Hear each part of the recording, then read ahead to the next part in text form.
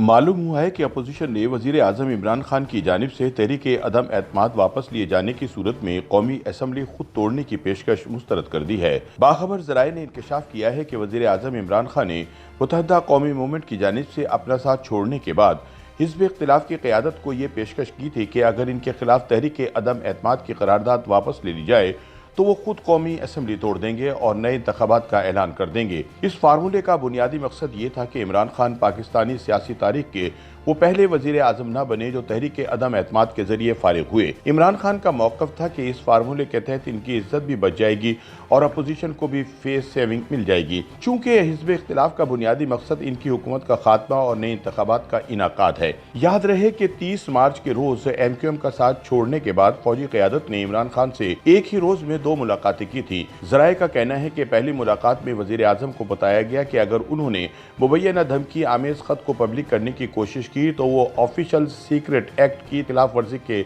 मुर्तकिब होंगे। वैसे भी ये ख़त किसी मगरबी मुल्क की जानिब से नहीं आया बल्कि वाशिंगटन में पाकिस्तान के साबिक सफ़ीर असद मजीद खान की जानिब से लिखा गया।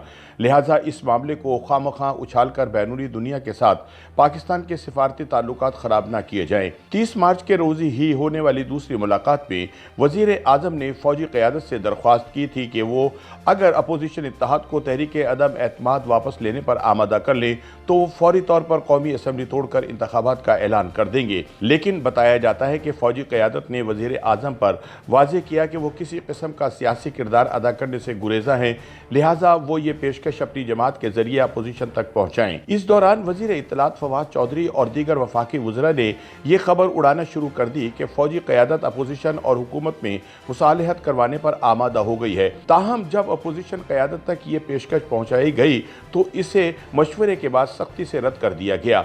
हिज़्ब इख्तिलाफ का मौक़िफ़ था कि मुसालहत बराबरी की बुनियाद पर होती है, जबकि वज़ीर आज़म अपोजिशन के हाथों शिकस्त खा चुके हैं। लिहाजा इनके पास वाहिद रास्ता यही है कि वो तहरीक अदम एतमाद पर वोटिंग से पहले इस्तीफ़ा दे दें ताकि उनकी रही सही इज़्ज़त बच जाए।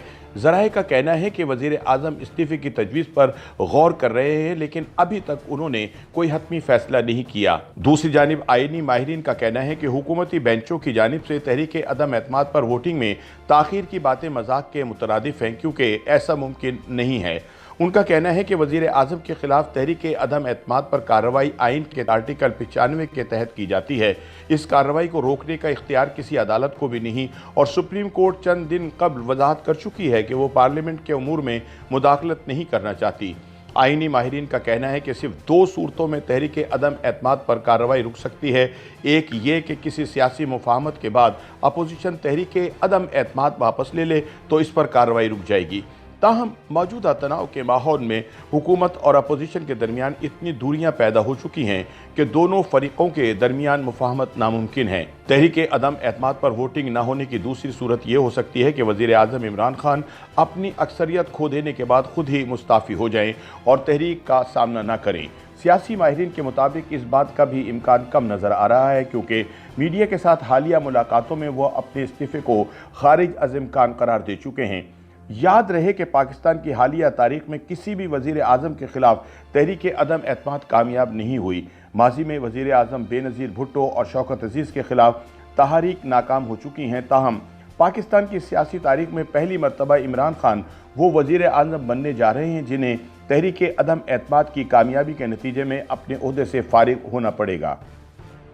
YouTube पर गूगली न्यूज देखने के लिए youtube.com की सर्च बार में गूगली न्यूज TV टाइप करें। गूगली न्यूज के पेज पर सुर्ख रंग के सब्सक्रिप्शन वाले बटन पर क्लिक करना ना भूलिए। YouTube पेज पर अपलोड होने वाली वीडियोस से बाखबर रहने के लिए बेल आइकन पर क्लिक कीजिए। आपको हर नई वीडियो के बारे में नोटिफिकेशन मौसूल हो जाएगा।